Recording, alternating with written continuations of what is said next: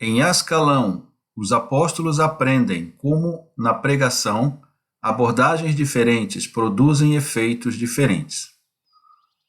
Os apóstolos chegam ao portão da cidade em pequenos grupos sucessivos, de acordo com as instruções de Jesus. O mestre ainda não chegou, mas ele chega logo, saindo de uma ruazinha que corre ao longo das paredes.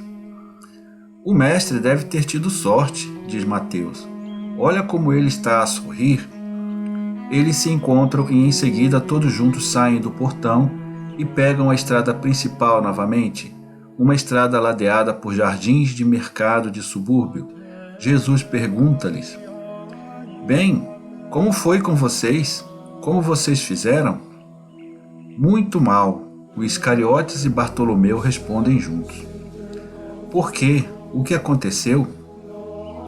Quase nos apedrejaram. Tivemos que fugir. Vamos embora deste lugar de bárbaros. Vamos voltar para onde as pessoas nos amam. Não vou falar de novo aqui. Na verdade, não tinha intenção de falar. Então me deixei convencer. E tu não me impediste. E, no entanto, você sabe como são as coisas. O Iscariotes está zangado. Mas o que aconteceu contigo? Eu tinha me juntado a Mateus, Tiago e André. Fomos à praça do julgamento, porque é o ponto de encontro de gente refinada que tem muito tempo para ouvir quem fala. Decidimos que o Mateus falaria, sendo o mais indicado para falar com os publicanos e seus clientes. E começou falando a dois homens que brigavam pela propriedade de um campo envolvido em uma herança intrincada. Não se odeiem pelo que é perecível e pelo que não pode levar com você na próxima vida, mas amem-se uns aos outros para que possam desfrutar do bem eterno que podem alcançar controlando suas más paixões, sem qualquer outra luta, e assim ganhar e possuir o bem. Isso é o que você estava dizendo, certo?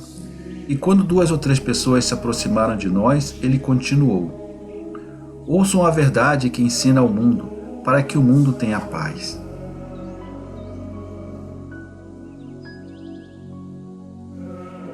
Você pode ver que o mundo sofre porque nutre um apego excessivo pelas coisas que perecem. A terra não é tudo. Também há o céu, e no céu está Deus, como na terra agora está o seu Messias, que nos enviou para vos informar que é chegado o tempo da misericórdia e que nenhum pecador pode dizer: não serei ouvido, porque quem está realmente arrependido é perdoado, ouvido, amado e convidado para o reino de Deus. Muitas pessoas já estavam reunidas e algumas ouviam respeitosamente, enquanto outras faziam perguntas, perturbando Mateus. Nunca respondo a ninguém para não interromper o discurso. Eu falo e depois respondo a qualquer pergunta no final. Deixe-os ter em mente o que queremos dizer-lhes e cale-se. Mas Mateus queria responder na hora. E eles também nos faziam perguntas, mas também houve quem zombasse, dizendo: Ah, outro louco! Ele certamente vem daquele covil de Israel. Eles são como ervas daninhas, aqueles judeus. Espalham-se por toda parte. Eles falam bobagens eternas. Eles têm Deus como seu companheiro. Escute-os. Deus está no fio da espada e em suas línguas afiadas. Ouça, ouça. Agora eles estão questionando o seu Messias. Algum outro lunático delirante que vai nos torturar, como sempre aconteceu no passado.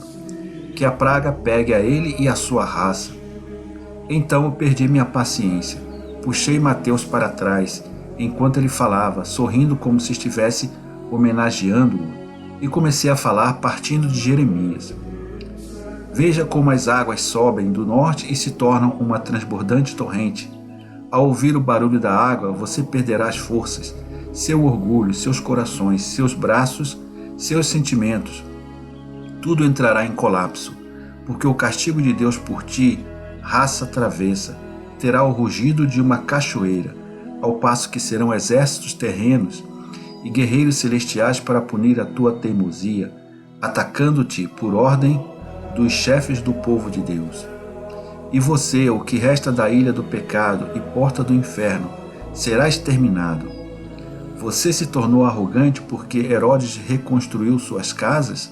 Mas você será barbeado até ficar terrivelmente calvo e será atingido por todos os tipos de punições em suas cidades e vilas.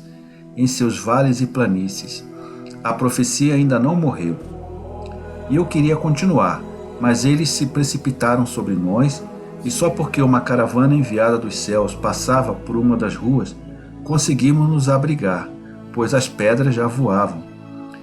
Eles atingiram os camelos e seus motoristas. Houve um alvoroço e partimos.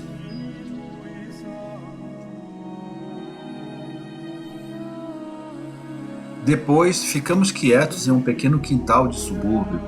Ah, nunca mais voltarei aqui. Peço perdão, mas os ofendeste. É sua culpa. Agora entendemos por que eles foram tão hostis quando vieram nos expulsar, exclama Natanael, e continua. Escuta, mestre, nós, que é Simão de Jonas, Filipe e eu, tínhamos ido em direção à torre que dava para o mar. Havia alguns marinheiros e armadores lá, carregando mercadorias para Chipre, Grécia e outros lugares mais distantes, e eles estavam amaldiçoando o sol, a poeira e seu trabalho árduo, seu destino filisteu, que implicava que eles eram escravos de pessoas autoritárias, ao passo que eles poderiam ter sido reis. E eles amaldiçoaram os profetas, o templo e todos nós. Eu queria ir embora, mas Simão se opôs, dizendo, não, pelo contrário, devemos nos aproximar desses pecadores.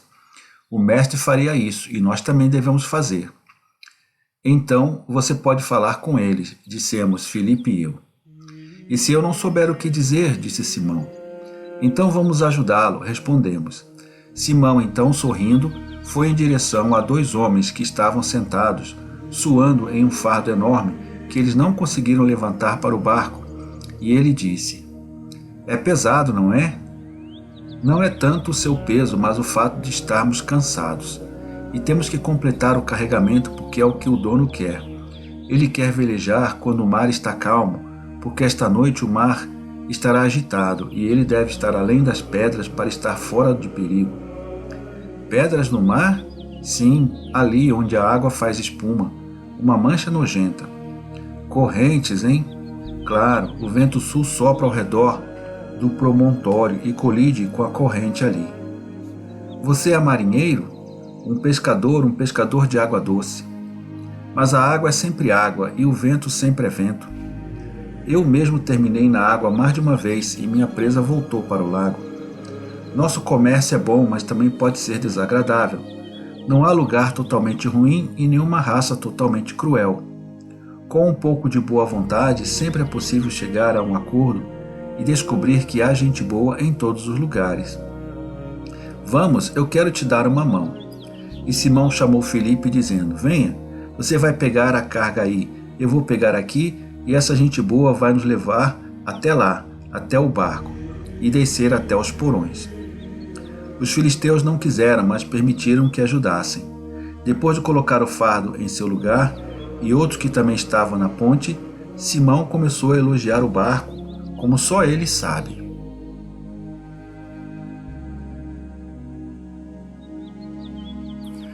E elogiou o mar, a cidade que era tão linda vista de longe, e interessou-se pela navegação e pelas cidades estrangeiras. E ficavam em volta dele, agradecendo e elogiando. Até que um perguntou, mas você é de onde? Da região do Nilo? Não, do mar da Galileia. Mas como você pode ver, não sou um tigre. Isso é verdade, você está procurando emprego? Sim. Eu vou aceitar você, se desejar, vejo que você é um marinheiro inteligente, disse o proprietário. Em vez disso, vou levar você. Eu? Mas você não me disse que quer um emprego? Isso é verdade, meu trabalho é levar os homens ao Messias de Deus. Você é um homem, então você é trabalho para mim. Mas eu sou um filisteu. E o que isso significa? Significa que você nos odeia, que nos perseguiu desde tempos imemoriais. Seus chefes sempre disseram isso. Os profetas, hein? Mas agora os profetas são vozes que não gritam mais. Agora só existe o grande santo Jesus. Ele não grita, mas chama as pessoas com uma voz amiga. Ele não amaldiçoa, ele abençoa.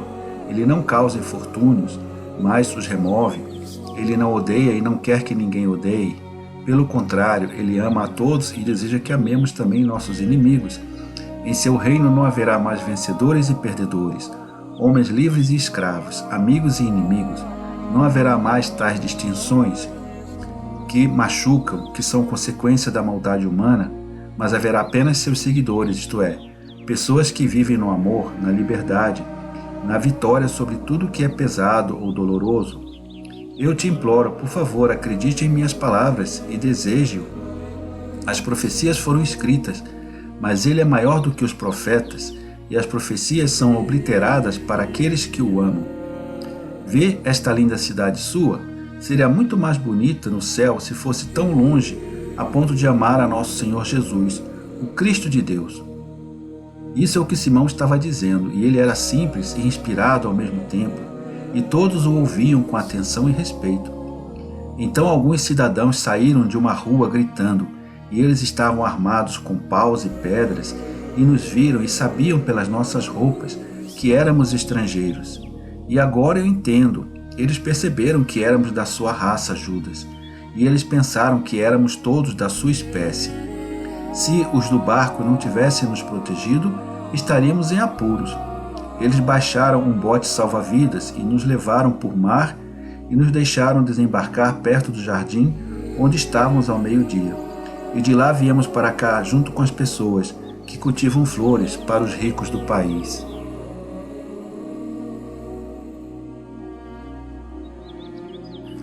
Mas Judas, você estragou tudo. Essa é a maneira de abusar das pessoas? É a verdade, mas deve ser usado com discrição. Pedro não mentia, mas sabia o que dizer. Retruca Natanael. Oh, tentei me colocar no lugar do mestre e pensei, ele seria muito gentil, e eu também, diz Pedro simplesmente. Gosto de atitudes fortes, elas são mais reais. A sua ideia habitual, você está errado, Judas. O mestre vem se esforçando para corrigir essa sua ideia há 1 ano, mas você não cederá às correções. Você é tão obstinado no seu erro quanto os filisteus contra os quais você se precipitou. Repreende Simão. Quando é que ele me corrigiu por isso? Em todo caso, cada um tem seus próprios caminhos e deles faz uso. O Zelote começa com essas palavras e olha para Jesus, que está em silêncio, e que responde com um leve sorriso de compreensão ao olhar lembrador de Simão. Isso não é um bom motivo, diz com calma Tiago de Alfeu e continua. Estamos aqui para nos corrigir antes de corrigir os outros. O mestre foi primeiro nosso mestre e ele não teria sido nosso mestre se não quisesse que mudássemos nossos hábitos e mentes. Ele era mestre em sabedoria. Ele é, diz Tadeu sério. Quanta argumentação! Tudo bem, ele é. E ele é o nosso mestre em tudo mais, não só na sabedoria. Seu ensino se aplica a tudo que existe em nós. Ele é perfeito, nós somos imperfeitos. Esforcemo-nos, portanto, para nos tornarmos perfeitos. Aconselha Tiago de Alfeu gentilmente. Eu não acho que cometi uma falha. A culpa é daquela raça amaldiçoada. Eles são todos perversos. Não, você não pode dizer isso, explode Tomé.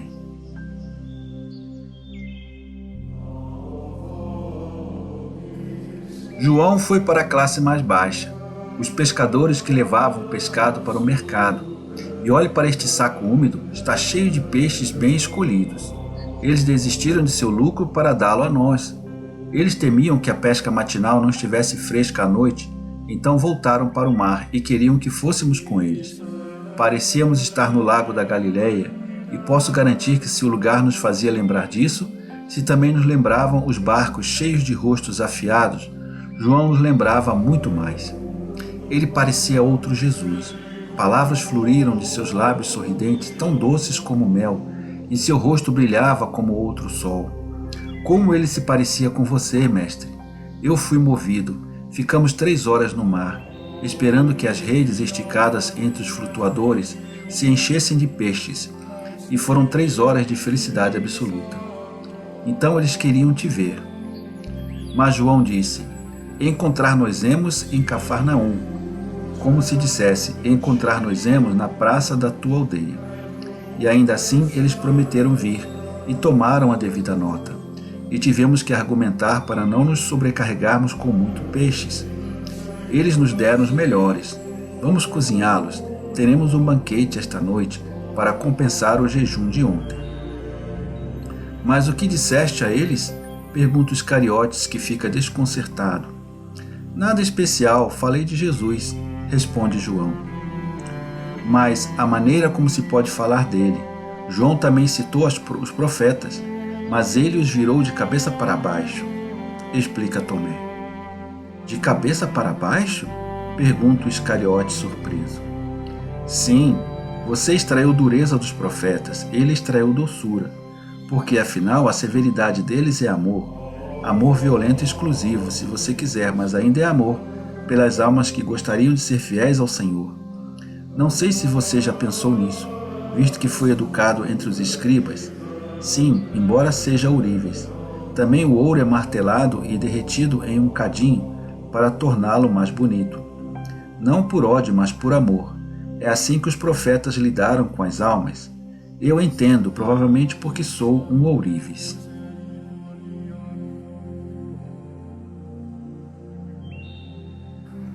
Ele citou a profecia de Zacarias a respeito de Radraque e Damasco, e quando chegou à frase Ascalão ficará apavorada e Gaza será tomada de tremor, assim como Ecrom, com a ruína de suas perspectivas, o rei vai desaparecer de Gaza, começou a explicar como tudo isso aconteceu porque o homem abandonou Deus, e falando da vinda do Messias, que ama o perdão, prometeu isso de uma realeza pobre, como o desejo dos filhos da terra para suas nações.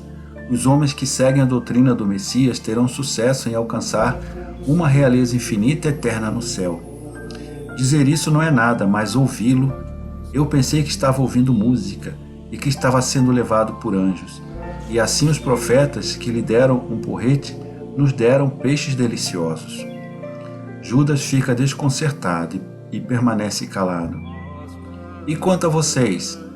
O mestre pergunta a seus primos e ao Zelote. Fomos em direção aos estaleiros, onde trabalham os calafetadores. Também preferimos ir entre os pobres, mas também havia alguns filisteus ricos assistindo à construção de seus barcos. Não sabíamos qual de nós deveria falar, então tiramos a sorte, como fazem as crianças. Judas ergueu 7 dedos, Simão 2 e eu 4, portanto, cabia a Judas falar, e ele fez. Explica Tiago de Alfeu. O que disseste? Todos perguntam. Eu me dei a conhecer abertamente pelo que sou, dizendo que lhes pedia, na sua hospitalidade, que fossem amáveis para ouvir a palavra de um peregrino que os considerava irmãos, tendo a mesma origem e mesma finalidade, e a esperança que, embora não fosse comum e cheia de amor, de levá-los à casa do Pai e chamá-los de irmãos, para sempre, na grande alegria do céu. Então eu disse, Sofonias, nosso profeta, disse, a região do mar será um lugar para pastores. Eles conduzirão rebanhos lá para pastar. Entre a casa de Ascalão, eles vão descansar à noite. E eu esclareci minha ideia dizendo, o Supremo Pastor veio entre vocês. Ele não está armado com flechas, mas com amor. Ele estende seus braços em sua direção e mostra suas pastagens sagradas.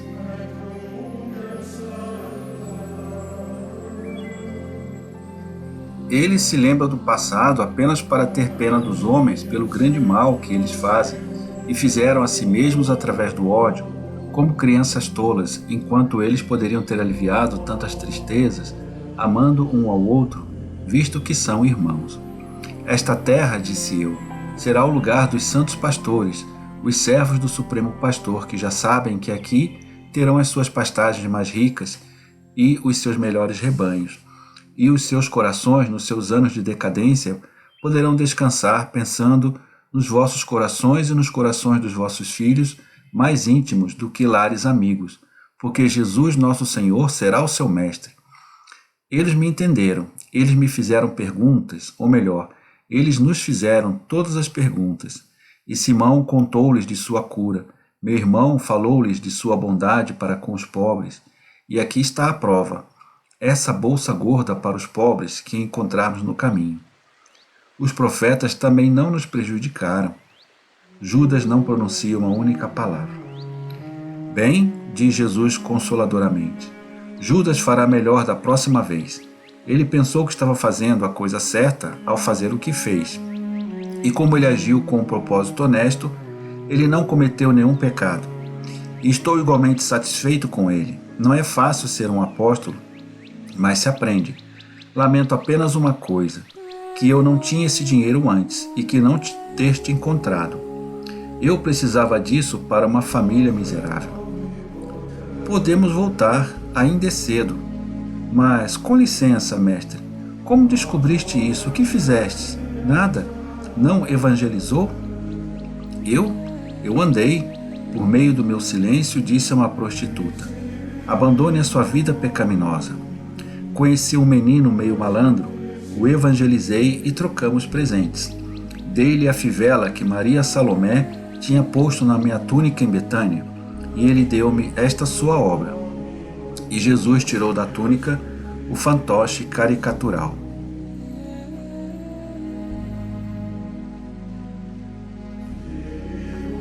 Todos olham para isso e riem.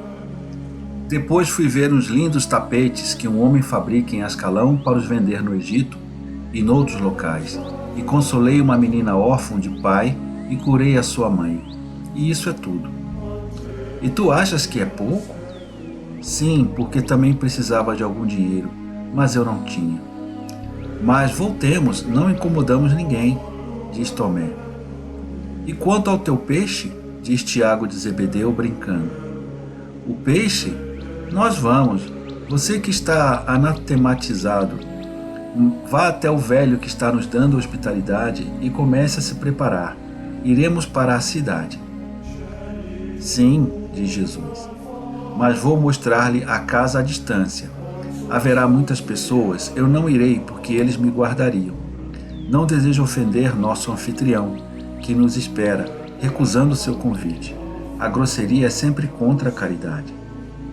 O Iscariotes abaixa ainda mais a cabeça e fica púrpura. Tal é a mudança de cor, lembrando quantas vezes cometeu aquela falta. Jesus resume. Você vai entrar em casa e procurar a menina.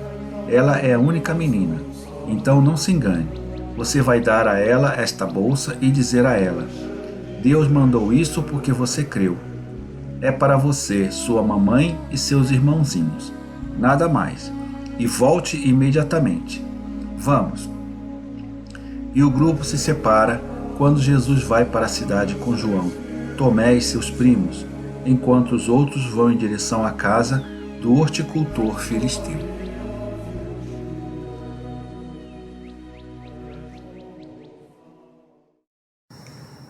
Inscreva-se no canal. Ative as notificações, dê o seu like, comente e compartilhe.